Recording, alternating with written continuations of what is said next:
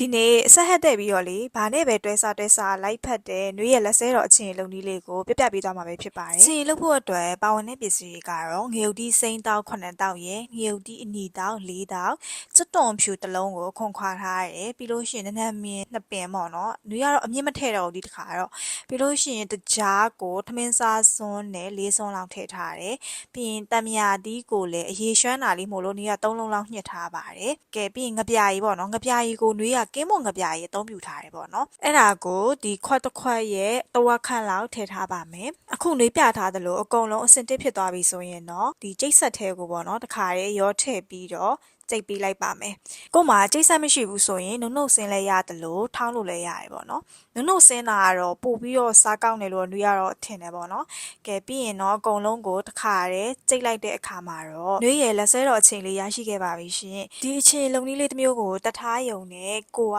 ပင်လယ်စာရင်းနဲ့ပဲတူစားမလားဒါမှမဟုတ်ပစွန်စိမ့်တုတ်စားခြင်းနဲ့ဆိုလို့ရှိရင်လည်းလုံးဝကိုအဆင်ပြေရဲ့အချိန်လေးမှုလို့အားလုံးပဲလိုက်ပြီးတော့လှုပ်စားလိုက်ကြတော့နော်